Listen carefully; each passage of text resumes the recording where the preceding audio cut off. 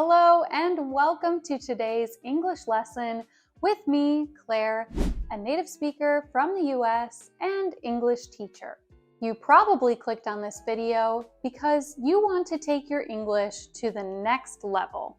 Maybe you work in the US or with American coworkers, or it's your goal to land a job in English. So today, I've got something really useful for you.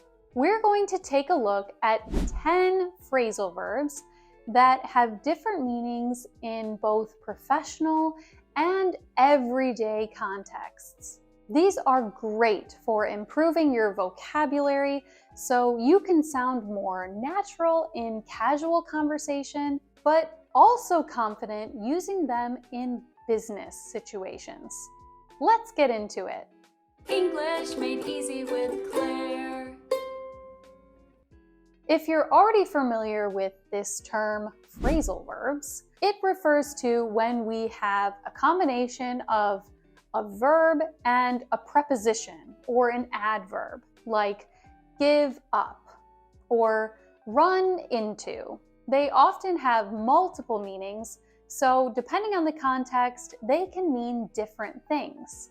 As I said, the phrasal verbs we'll look at today have both professional meanings, so what they mean in the context of a workplace, and everyday meanings, which we use in casual conversation.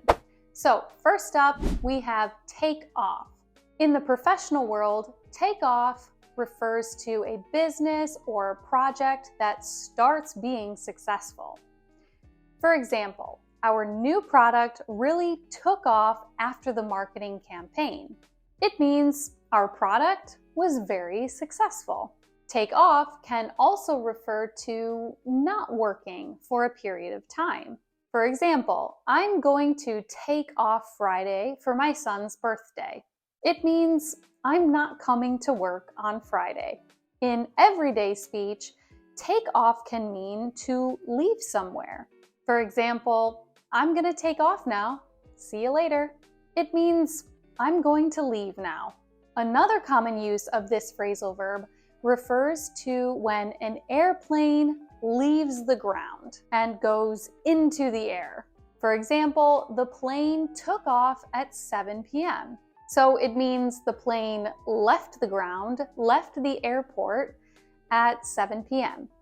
Next up, we have break into. In a professional setting, it means to enter a new market or industry. For example, our company is planning to break into the European market next year.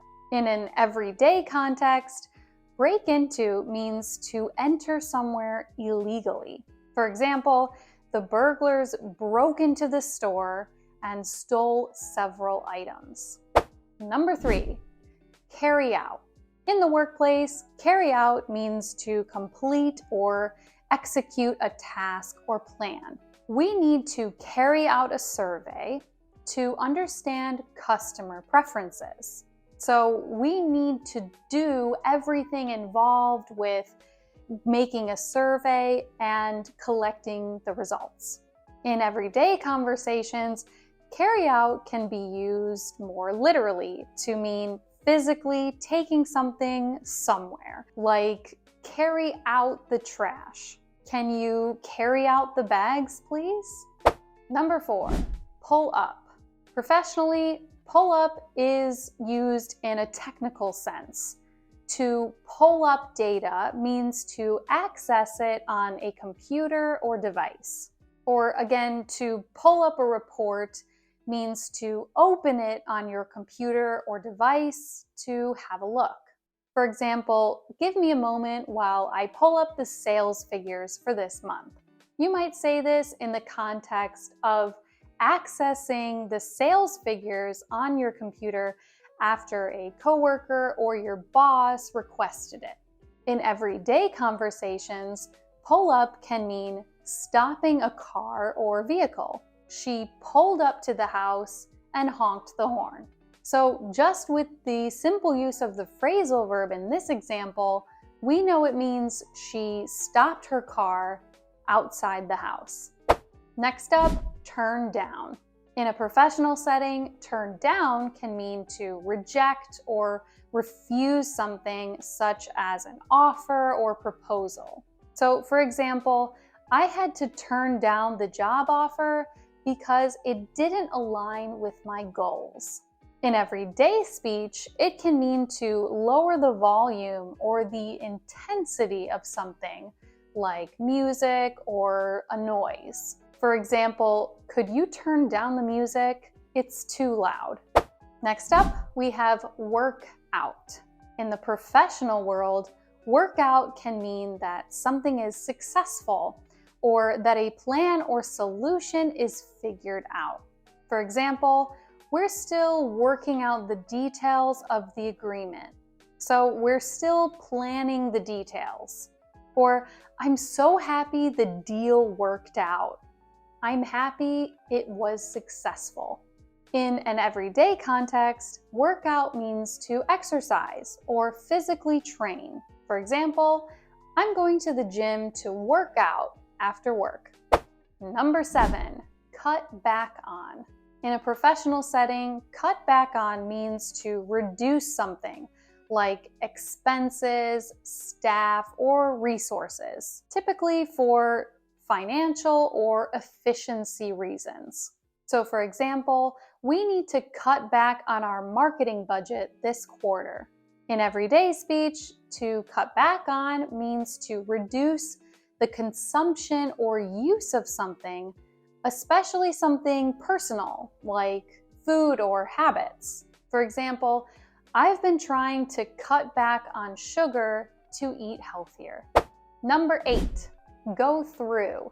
In the workplace, go through means to examine, review, or analyze something carefully. For example, I need to go through these reports before the meeting tomorrow. I need to look at them and review them. In everyday conversation, go through can also mean to experience or endure something, like a difficult time or process. She's been going through a tough time lately with her job. Run into. In a professional setting, run into can mean to encounter a problem or an unexpected situation. For example, we ran into some issues with the new software rollout. We experienced issues we weren't expecting. The use of this phrasal verb in this context also softens the blow if it was a pretty big issue. You might not want to admit to your boss, we had a lot of issues, but we ran into some issues. Not expected, but we can solve them. In everyday speech, run into usually means to unexpectedly meet someone. For example, I ran into an old friend at the grocery store today. Our final phrasal verb today, catch up. In a professional context, catch up means to get up to speed on something you may have missed or need to update yourself on. For example, I need to catch up on the latest industry trends. You can also catch someone up on something they missed. So your boss might ask you, can you catch Rachel up on the new guidelines?